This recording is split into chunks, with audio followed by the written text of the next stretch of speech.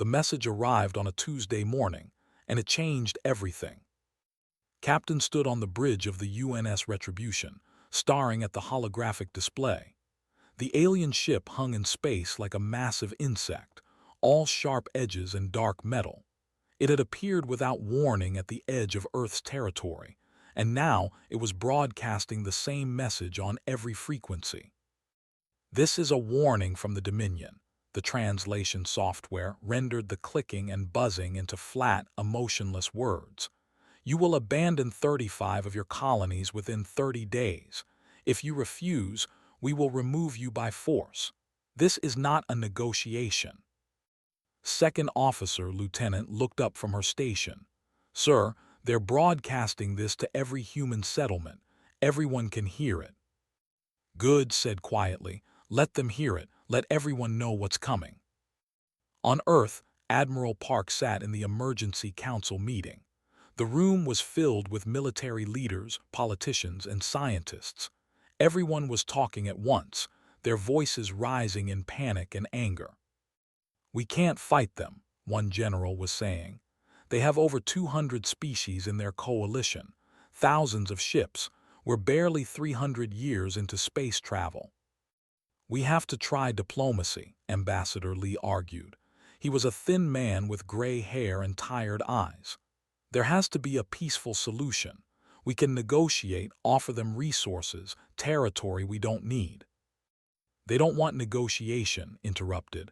Her voice cut through the noise like a knife. The room went silent. "They want us gone. They see us as insects that spread too fast, too far." Straightened his jacket. "Then we make them see us differently. We show them we're reasonable, civilized. We offer compromises." "You can try," said. She didn't sound hopeful. For 2 weeks tried. He sent messages, offered treaties, proposed shared territories. They didn't even respond. Their ships continued to gather at the border between human and space. Intelligence reports showed the fleet growing larger every day. 10,000 warships, maybe more. On the colony world of Artemis 7, a teacher named I.M. taught her class about Earth's history. The children were young, mostly under 10 years old, and they didn't understand why their parents looked so worried lately. "Miss I.M., a small girl asked, "are the aliens going to hurt us?" Knelt down beside the child's desk. "No, sweetheart, the grown-ups will keep you safe. That's what we do." She hoped she wasn't lying. Back on Earth, generals sat in a classified meeting room deep underground. Only 5 people knew about this room. Only 5 people knew what it contained. "Project Pandora," said, pulling up files on the screen. "We started it 70 years ago, right after we met the first alien species. We hoped we'd never need it." The other 4 people in the room stared at the weapons designs, the research notes, the test results. These were things humanity had agreed never to build. Weapons too terrible, too efficient, too cruel. "Some of these violate every treaty we've signed," one scientist said. She looked pale. "They aren't bound by our treaties," replied. "And according to our intelligence, they're preparing to use something worse." He pulled up another file. Classified intelligence from deep cover agents who had infiltrated space. The words on the screen made everyone in the room feel sick. "A biological weapon banned by every civilized species in the galaxy. It didn't just kill. It mutated living tissue into hostile, mindless creatures. It turned entire planets into nightmare worlds." "They're going to use this," the scientist whispered. "Our sources say yes, on all 35 colonies if we don't withdraw." The room was silent for a long moment. "We need to tell the council," someone said. "Not yet," said. "First, we need to be ready for what comes next." The 30th day arrived. Humanity had not withdrawn from a single colony. Every settlement, every station, every ship remained exactly where it was. Ambassador made one final plea. "Please, we can find a peaceful solution. We can share this space. There's room for everyone." The Chancellor responded for the first time. His translated voice sounded amused. "You mistake our intent, human. This is not about space. This is about order. You are chaos. You spread like disease. You will be removed and the galaxy will be better for it. You had your chance to leave with dignity." The transmission ended. 6 hours later, the fleet moved. Captain watched from the Retribution as enemy ships crossed into human territory. They moved in perfect formation, thousands of vessels working as one. It was beautiful and terrifying. "Orders, sir?" asked. "Hold position," said. "We wait for the Admiral's command." On 3 colony worlds, sirens began to wail. Artemis 7, New Sol, and Harvest Prime. They had chosen their first targets. I heard the sirens and immediately moved to her students. "Everyone, line up, just like we practiced." Her voice was calm, but her hands shook as she guided the children toward the emergency shelters. She didn't know that the shelters wouldn't help, not against what was coming. The ships entered orbit above all 3 colonies. They didn't send warning shots. They didn't issue demands. They simply opened their cargo bays and released silvery clouds that fell toward the planets like rain. Doctor, the chief scientist on Artemis 7, saw the spores under her microscope and understood immediately what they were. She ran for the communications array, screaming into the radio. "It's they're using. Get everyone inside, seal all buildings, don't let anyone." The power cut out.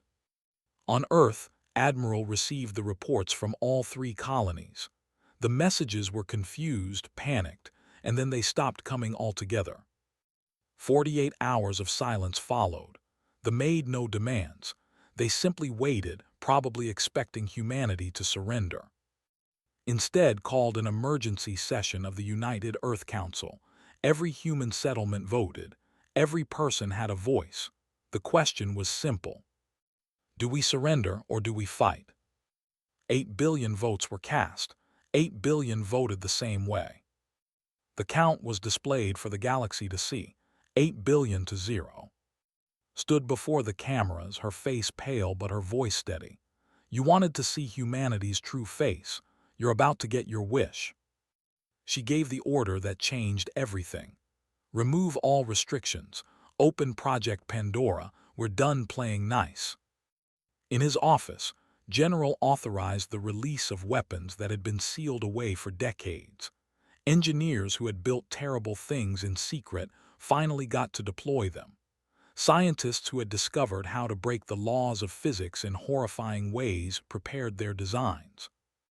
And Captain received new orders. Orders that made him close his eyes for a moment, taking a deep breath. "All ships," he transmitted to his fleet. "New rules of engagement, no mercy, no surrender accepted. They wanted hell. Let's show them what hell really looks like." The war was about to begin, and humanity was about to show the galaxy why they had spent 300 years trying very, very hard to be peaceful. Because the alternative was worse than anyone imagined. The first screams came from Artemis 7. Commander Sun had been a Marine for 15 years, and he had never heard anything like it. The sound came through the radio, through the walls, through the ground itself. People were dying, but not quickly, not mercifully. "Get everyone to the extraction points," he shouted to his team. They were running through the colony's main street, and what they saw made hardened soldiers stop and stare. The had worked fast. Bodies lay in the streets, but they weren't still. They were changing. Skin bubbled and reformed. Bones cracked and reshaped. What had been human was becoming something else. Something with too many limbs and too many teeth. A woman staggered toward them. Half her face was still normal, still human. The other half was covered in silver fungus that pulsed and grew even as they watched. She reached out, her mouth forming words that might have been "help me" before the infection took her completely. Raised his rifle. He had to. There was nothing left to save. In the medical center, Doctor worked frantically to document everything. If she was going to die here, at least the rest of humanity would know what they were facing. Her hands shook as she recorded video of the infected tissue samples. The spores enter through any opening, she spoke into the camera. Eyes, nose, mouth, wounds. Once inside, they rewrite DNA at an impossible speed. The victim remains conscious for hours, feeling everything as their body turns against them. Something hit the medical center's door, then again, harder. The infected attack the healthy on instinct, continued. They're not mindless, they're hunting. They can use tools, open doors, coordinate. The door began to crack. If anyone receives this, said, tell my daughter I love her, and tell Earth to burn every world to ashes. The door broke open. On New Sol, the infection spread differently. The colony was larger, more urban. People had locked themselves in buildings, thinking walls would save them, but didn't need to touch you. It could spread through the air, through water, through any organic material. A father held his daughter as the spores took them both. In their final moments, when the pain became too much, all he could do was whisper that he loved her. Harvest Prime lasted the longest. It was a farming colony spread out over hundreds of miles. The people there were tough, resourceful. They tried to fight. They burned infected areas, shot anyone who showed symptoms, did everything they could. It wasn't enough. It was never going to be enough. Had been evacuated from Artemis 7 with a group of children just before the infection spread to their shelter. She was a civilian, a teacher, not a soldier, but she had seen things that would haunt her forever. She made it to an evacuation ship with 23 children. Out of a colony of 2.3 million people, the ship carried 300 survivors. That was all. As the ship left orbit, looked down at the planet. From space, you could see the infection spreading like a silver stain across the continents. Where there had been cities and farms and forests, there was now only writhing biomass. Miss Iam, one child asked, when can we go home? Couldn't answer. She just held the child and cried. The galaxy watched. News of the attack spread to every civilized world. Some species expressed outrage. Most stayed silent, waiting to see what humanity would do. Everyone expected surrender. Humanity was young, weak, outnumbered. 3 colonies were gone. Surely they would accept whatever terms they offered. Instead, there was silence from Earth for 48 hours. Chancellor of the Dominion was pleased. The silence meant defeat. The humans would withdraw now, would know their place. Perhaps they would even beg. That would be satisfying. Prepare the surrender ceremony, he told his advisors. Make it public. Let every species see what happens to those who defy us. He didn't understand humans at all. On Earth, those 48 hours were not silent. They were busy. General stood before the United Earth Council, a room filled with representatives from every human settlement. His presentation was simple and terrible. Project Pandora contains 73 weapon systems we deemed too dangerous to use, he said. We built them anyway, just in case. That just in case is now. The screens showed designs. Swarms that could consume metal and flesh. Quantum weapons that could erase matter from existence. AI systems that could predict and counter any enemy strategy. Biological agents that made look merciful. We built these things, continued, because we studied our own history. We learned from every war, every atrocity, every terrible thing humans have done to each other. We learned so we would never do it again. He paused, but we also learned how to do it better, how to be more efficient, more brutal, more unstoppable. The room was silent. They think we're weak because we choose peace. They think restraint means inability. They're about to learn the difference. The vote was taken. Every single person voted yes. Not just politicians and generals, but civilians. Farmers, teachers, artists, children old enough to understand what they were voting for.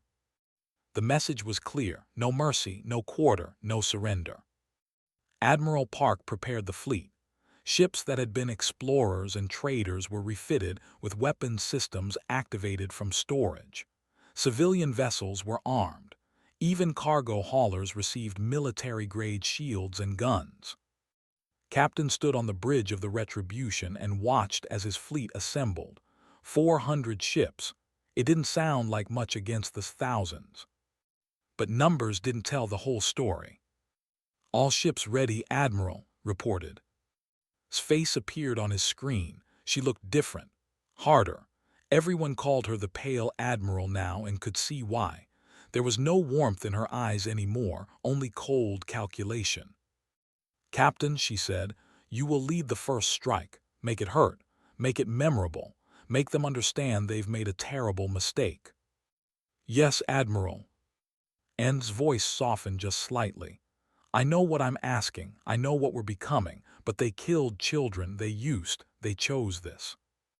"I understand, Admiral." The transmission ended.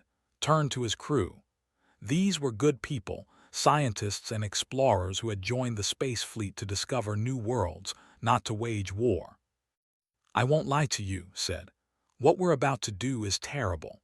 The weapons we're going to use are things we swore we'd never deploy. We're going to kill a lot of people, and some of them might not deserve it." He looked each crew member in the eye. "But they killed our children. They turned our people into monsters. They did it to make us afraid, to make us submit. Instead, they're going to learn what humans do when we stop being afraid."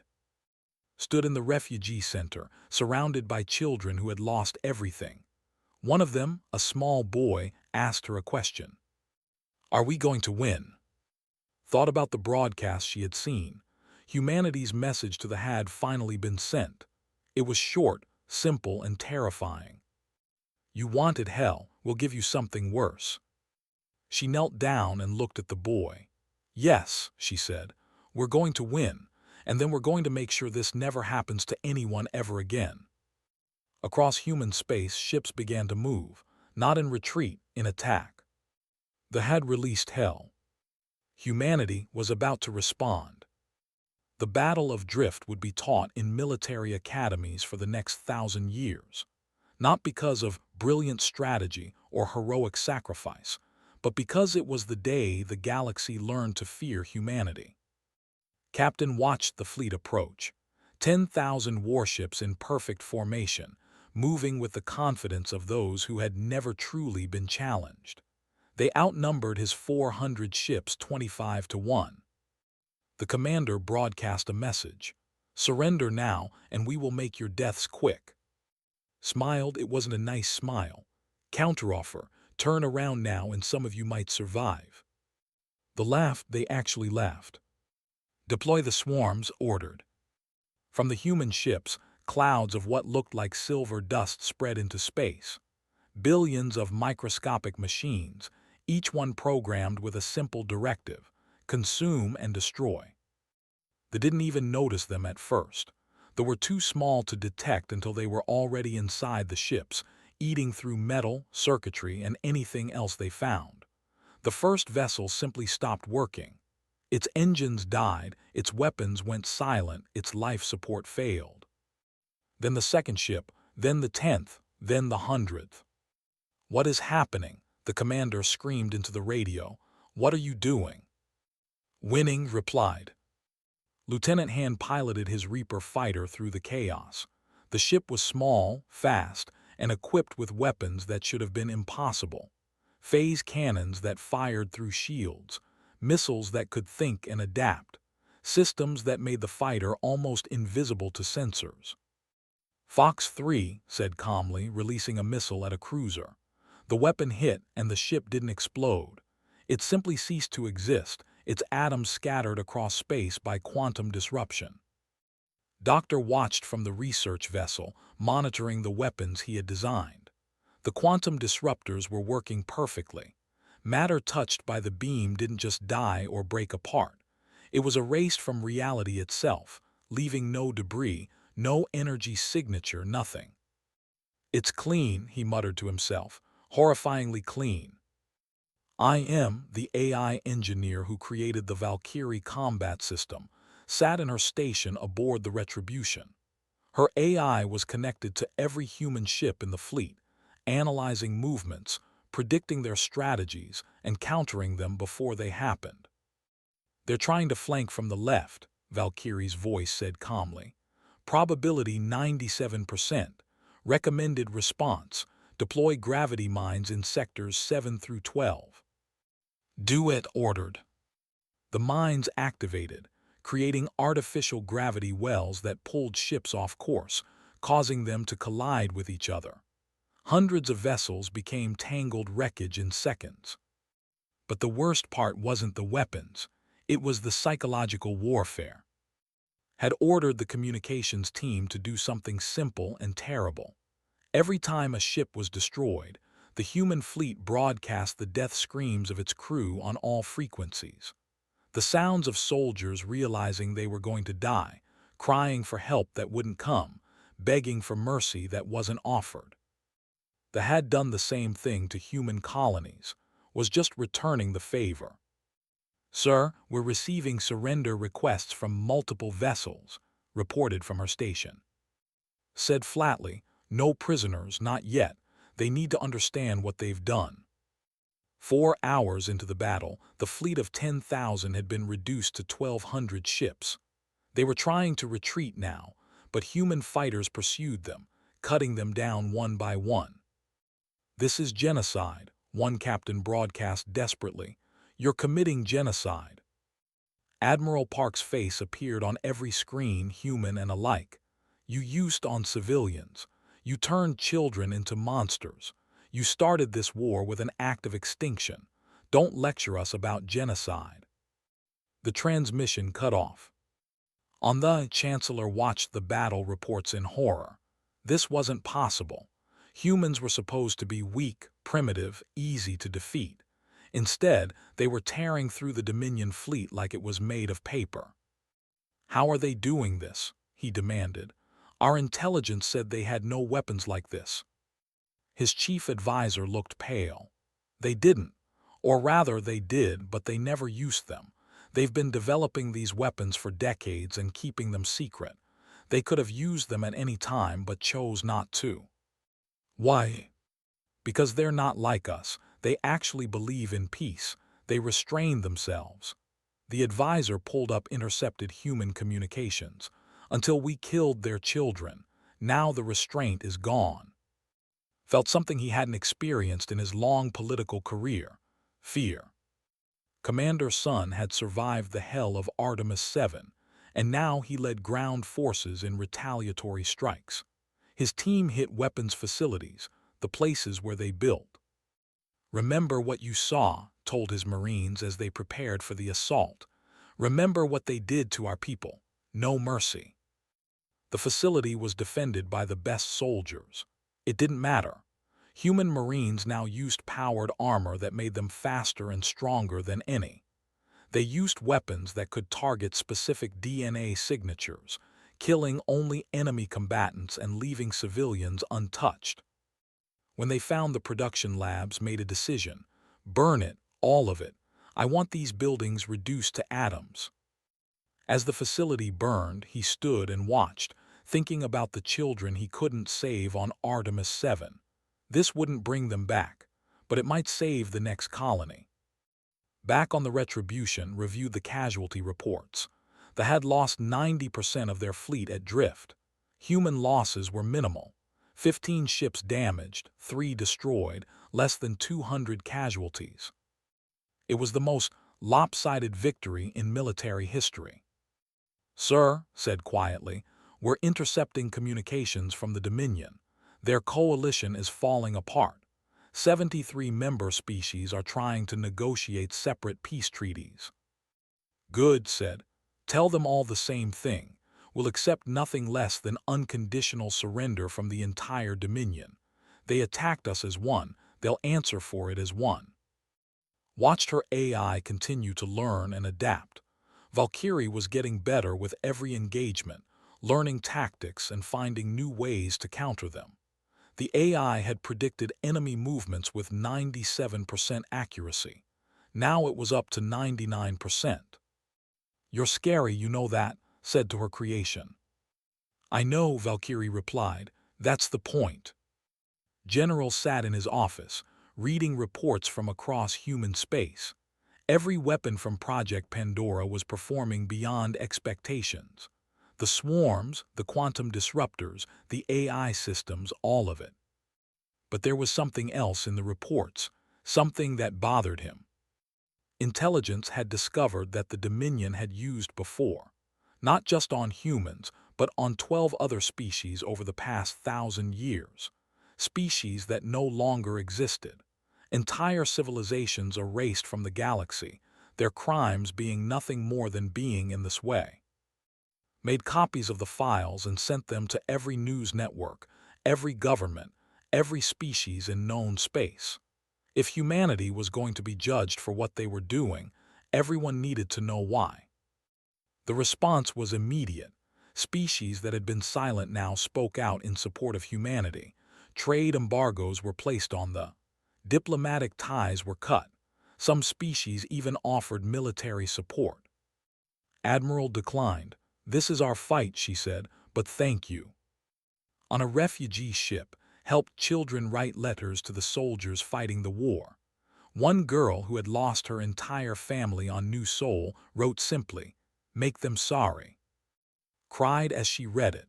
Such a young child shouldn't know that kind of anger. But then, children shouldn't have been killed by bioweapons either. The war was far from over, but the momentum had shifted completely. They had expected to steamroll an inferior species. Instead, they had awakened something they couldn't control. Humanity had tried peace, they had tried diplomacy, they had tried restraint. Now they were trying war, and they were very, very good at it. Colonel didn't look like a soldier. She was small, quiet, and could walk into any room without being noticed.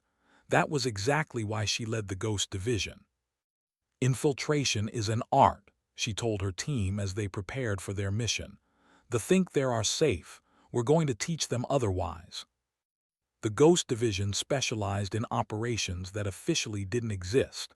They used technology that wasn't supposed to work, biological modifications that let humans pass for other species, social engineering that could topple governments without firing a shot. Their first target was a military academy on their third-largest world, and her team spent 3 weeks infiltrating the facility, posing as maintenance workers, using forged credentials created by the best hackers humanity had. They didn't plant bombs.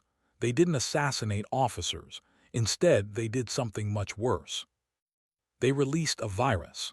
Not a biological one, but a social one. Carefully crafted information that showed which leaders had voted to use, which ones had profited from it, which ones had lied about human casualties. The information spread through the military academy's network, then to connected systems, then across the entire planet. Within a week, soldiers were questioning their orders. Officers were being confronted by their subordinates. 3 generals were assassinated by their own troops. "Information is more powerful than any weapon," said as she watched the chaos unfold from orbit. "We're not just fighting them, we're making them fight themselves." Yang sat in a dark room filled with computers, her fingers flying across keyboards. She was 22 years old and had been hacking since she was 10. Now she worked for Earth intelligence, doing things that would have been illegal in peacetime. "I'm in," she said, breaking into the military communication network. It had taken her 3 days to crack their encryption, 3 days and about 1 billion attempts. Once inside, she started playing. False orders went out to fleets. Ships were sent to wrong coordinates. Supply convoys were redirected to empty space.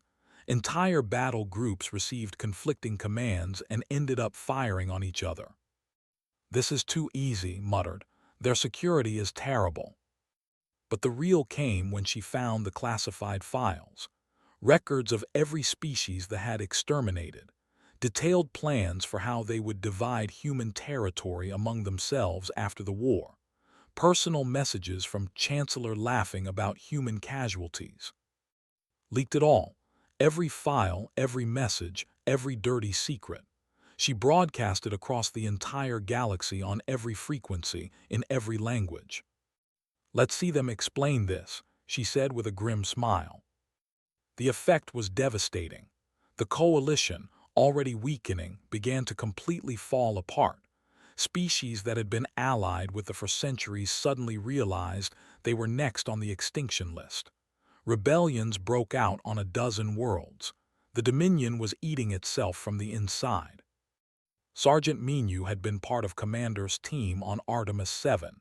He had seen friends die. He had seen civilians turned into monsters. Now he led a specialized unit with one mission: destroy every facility in space. Remember, Minu told his Marines before each mission, we're not here for revenge. We're here to make sure this never happens again. But it felt like revenge. It felt good to watch the facilities burn, to see the scientists who had created such horror run in panic, to know that every destroyed lab was thousands of potential victims saved. The seventh facility they hit was different. Instead of destroying it, they captured it intact. The scientists inside were taken prisoner, their research seized. Doctor would have wanted this, Minu thought. She would have wanted to understand the weapon, to find a cure for those still suffering on the infected worlds. But there was another reason to capture the facility. Human scientists studied learned how it worked, and then did something they never expected. They made it better. Admiral received the report from the Biological Weapons Division with a heavy heart. We can modify to target only military age. It won't affect civilians, children, or any other species.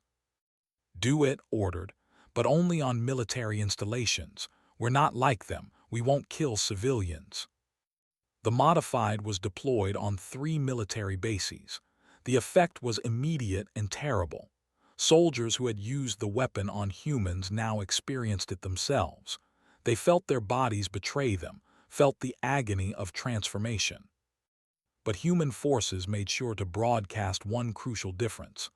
Attention forces, the infection you're experiencing affects only combatants. Your families are safe.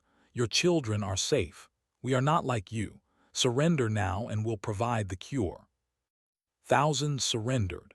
Entire battalions laid down their weapons rather than risk infection.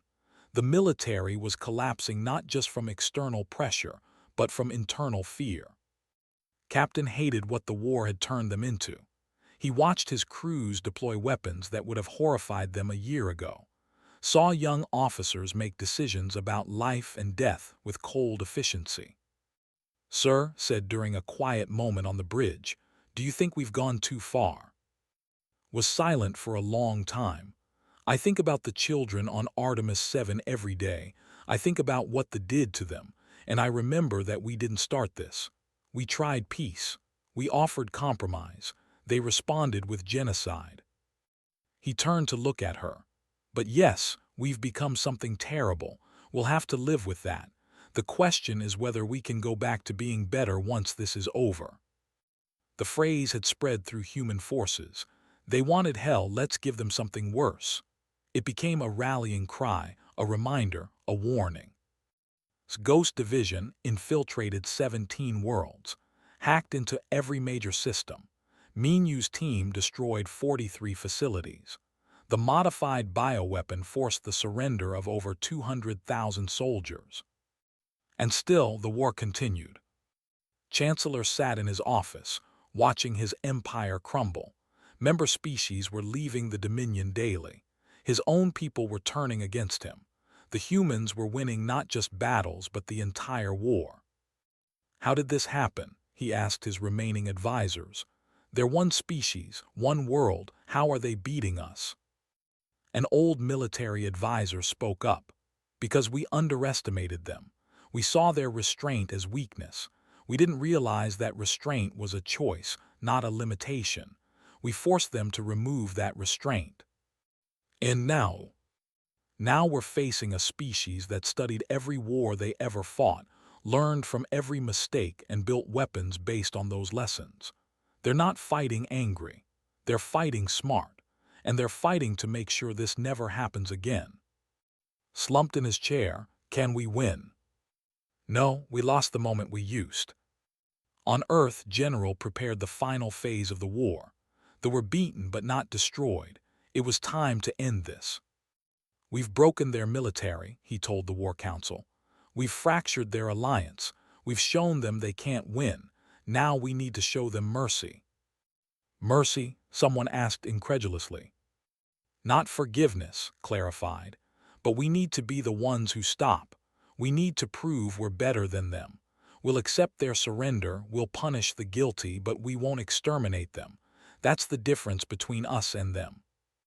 The council debated for hours. Finally, Admiral stood. The general is right. If we exterminate we become what we're fighting against.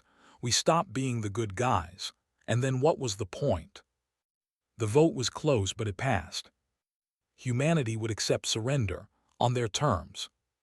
The message went out across the galaxy. The war will end when the Dominion surrenders unconditionally, not before. And in their capital, the leaders finally understood. They had awakened something ancient in humanity, not cruelty for its own sake, but the terrible efficiency of a species that had been killing each other for thousands of years before they ever reached the stars. They had thought humanity weak. They were wrong. Humanity was just trying very hard not to be what it could be. They had forced them to stop trying. Now they would pay the price. The human fleet surrounded Prime like a tightening noose. Thousands of ships hung in orbit above the capital world, weapons armed but not firing. Captain stood on the bridge of the Retribution and watched the planet below. "We could end this in minutes," Lieutenant said quietly. "One bombardment and their government is gone." "That's not who we are," replied. "Not anymore. We fought this war to stop genocide, not commit one." Admiral Park's face appeared on every screen, broadcasting to both the human fleet and the planet below. Her voice was calm, almost gentle. It made her words more terrifying.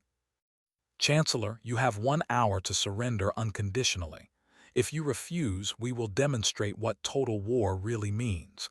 You've seen what we can do. You know we're not bluffing." On the surface, Chancellor sat in his council chamber surrounded by what remained of his government. The dominion that had ruled this part of space for 1,000 years was broken. Most member species had already left. The military was in shambles, and the humans waited above like a judgment from the stars. "We have no choice," one advisor said. "We surrender or we die." Looked at the canisters his guards had brought to the chamber. His final option, his last weapon. "If we're going to lose," he said slowly, "we take them with us. Deploy on our own planet, blame it on the humans, make them look like monsters to the galaxy." The room went silent. Even his most loyal advisors looked shocked. "You would kill our own people?" someone asked. "They're dead anyway when the humans finish with us," said. "At least this way, humanity loses the moral high ground." He gave the order. The canisters were loaded onto dispersal rockets. Launch codes were entered. In 10 minutes, Prime would be infected with the same weapon they had used on human colonies. But Yang was listening. She had been inside systems for months now, lurking in their networks like a ghost. When gave the order, she intercepted it, recorded it, and within seconds she broadcast it across every frequency in the galaxy. The people heard their chancellor order their extermination. The military heard it. The galaxy heard it. And the military made a choice. General, the highest-ranking officer still alive, stormed into the council chamber with armed soldiers. "You're under arrest, Chancellor, for crimes against the Dominion and crimes against all sentient life." Tried to run, he didn't make it far. The launch codes for were canceled, the canisters were secured, and General contacted the human fleet. "Admiral Park, this is General of the Defense Forces. We are prepared to discuss terms of surrender." His response was immediate. "Not discuss, accept, unconditional surrender only." There was a pause, then, "Understood, we surrender unconditionally." The war was over. The surrender was signed aboard the Retribution. General stood across from Admiral in the conference room. Captain witnessed. So did representatives from 100 other species who wanted to see how humanity would handle victory. The terms were harsh but not genocidal. The military would be completely dismantled. War crime tribunals would be held for anyone who ordered or carried out the attacks. Massive reparations would be paid to affected colonies. Human observers would be permanently stationed in government to ensure compliance. And every single weapon would be destroyed under human supervision. These terms are severe, said. You used weapons of mass extinction on civilians, replied coldly. You're lucky we're not doing the same to you. Sign, or we resume combat. Signed. General oversaw the decommissioning of Project Pandora. The weapons that had won the war were sealed away again, their designs locked behind security that made the previous safeguards look simple. Will we ever need them again? An aide asked. I hope not, said, but we'll keep them just in case. The galaxy knows we have them now. Maybe that will be enough to prevent another war. Doctor had survived Artemis 7 after all. She had been in the medical center when it fell, but had managed to lock herself in a quarantine chamber. When human forces retook the planet, they found her alive barely. Now she worked on rehabilitating the infected worlds. The modified had a cure, and she led the effort to develop treatments for the original strain. It would take years, maybe decades, but the infected planets could be saved. I'm doing this for my students, she told an interviewer. They died because of this weapon. I'll spend the rest of my life making sure it never kills anyone else. Returned to teaching on New Artemis, a colony built to replace the one destroyed. Her classroom was full of children, many of them orphans from the war. Miss Im, a student asked, why do we have to learn about they're bad guys? Thought carefully about her answer. We learn about them so we understand what happened, so we don't hate them forever. The people who used are being punished, but not all are bad, just like not all humans are good. She gestured to the memorial visible through the window. It listed names of the dead, human and. We remember everyone who died, because they were all people, and forgetting that is how wars start. Sergeant Minu retired from the military. He couldn't do it anymore. Couldn't carry a weapon, couldn't take orders, couldn't stop seeing the faces of the infected on Artemis 7. He built a memorial there on the planet he had fought to save. It listed every name of every person who died in the war, millions of humans, hundreds of thousands of soldiers, names upon names upon names. At the dedication ceremony, he spoke briefly. We won this war, but we all lost something, our innocence. Our belief that we were better than our ancestors. We learned that when pushed, we're just as capable of horror as anyone. He paused, looking at the memorial. Let this stand as a reminder, not of our victory, but of the price we paid for it. The galaxy changed after the war. 148 alien civilizations requested defensive pacts with humanity, not because they feared human aggression, but because they wanted human protection. Earth became the facto peacekeepers of known space, not through conquest but through reputation. The message was clear: attack a human ally and you're attacking humanity. And nobody wanted to fight humanity. The phrase, "Don't wake the humans," spread across the galaxy. It became a warning, a saying, a piece of common wisdom. Other species studied the war, trying to understand how such a young civilization had defeated one of the oldest empires in space. The answer was always the same. Humans chose peace, but they were really, really good at war. 10 years after the war ended, Im took her daughter to visit the memorial on New Artemis. The girl was 7, born after the war, growing up in a galaxy where humans were respected and feared in equal measure. Why are their names on here? The girl asked, pointing at the memorial. Knelt down beside her daughter. Because they were people too. Yes, they did terrible things.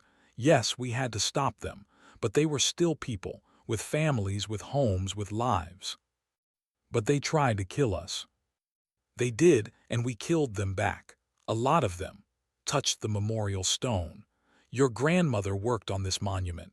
She wanted to make sure we remembered everyone, not just who won or who lost, but everyone who died. Why? Because we never wanted to be monsters, sweetie. We became them only long enough to stop the real monsters, and then we tried to be human again.